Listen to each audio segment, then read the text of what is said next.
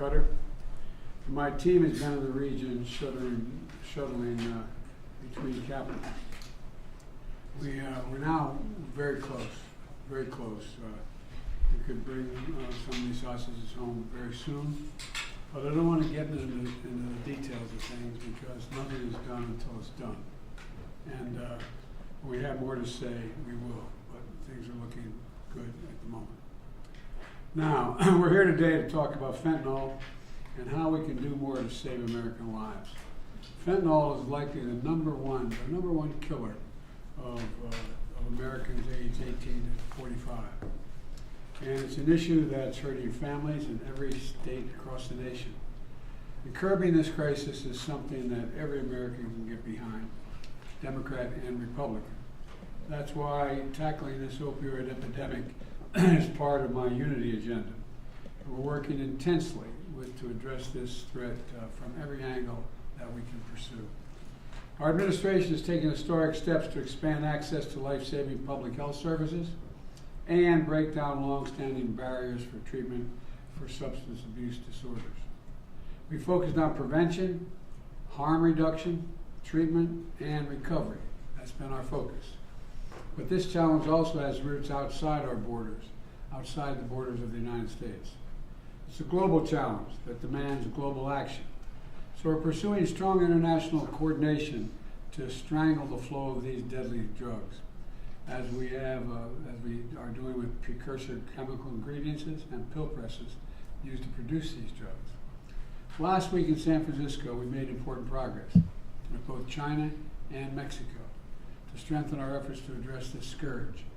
During my meeting with President Xi, we took a critical step of resuming counter-narcotics cooperation between our two countries. It was one of the important things we agreed upon. In 2019, China essentially stopped direct shipments of fentanyl from China to the United States. But in the years since, the drug trade has evolved. It's moved from finished fentanyl to fentanyl components, like chemicals and pill presses, that are shipped with few controls from China to the Western Hemisphere. Chemical cartels use these components to manufacture the legal substances and smuggle them into the United States. So the United States is going to seek to work together with China to target the fentanyl components. As a result of our recent diplomacy, China has already taken steps to shut down companies dealing in illicit trade of precursor chemicals. We're now, and we're not just going to trust that this is happening. We have to verify it, and that's going to save lives, we believe. While in San Francisco, I also met with President of Mexico. Together, we committed to expanding law enforcement cooperation and intelligence sharing to better disrupt the flow of fentanyl and dismantle the violent chemical groups that traffic synthetic drugs in our communities. We've made record seizures of fentanyl at the border this year, intercepting these dangerous drugs before they can get into the United States to do the damage they do.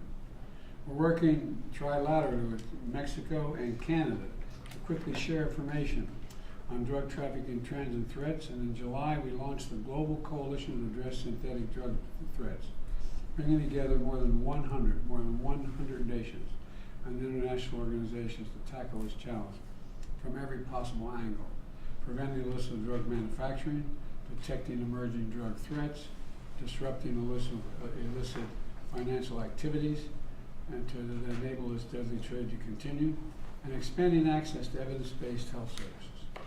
We have so much more to do, though. We're not kidding ourselves. I call this meeting to make sure we're doing everything we can to keep building on the momentum of last week. How can we accelerate our efforts and make sure that we're delivering real results for the people that are being hurt so badly? Congress also has to step up in this fight. Start by passing my supplemental budget request for national security priorities, including significant resources to help stop the flow of fentanyl into our country, as well as funds to strengthen support services for people struggling with fentanyl impacts. Look, I also urge Congress to permanently make fentanyl and related substances Schedule I drugs, and to take that action to help limit the distribution of pill presses and close the loopholes that exist now for small shipments of fentanyl. And there are many of those loopholes. As families all across the country gather this week with their loved ones for Thanksgiving, too many are going to face looking at an empty chair for the first time at Thanksgiving, because so many people have died. It's heartbreaking. It really is an American tragedy. Just in the neighborhood I'm in, next door neighbor, and just tough stuff. People are dying, and I'm committed to doing everything in my power as president to get this crisis under control. So we're gathered today here to get to work together, to make sure we're coordinating all our efforts in each of the agencies to make progress on the progress we made with both AMLO as well as SHE. So thank you very much. Mr. President, how many Americans will you send to the United States Congress? Any sense of how many Americans will be in the United States Congress? Thank you, President. Mr. President, do you have any sense of how many Americans may be released from the 50 hostages that may be released? Well, plenty of time to talk about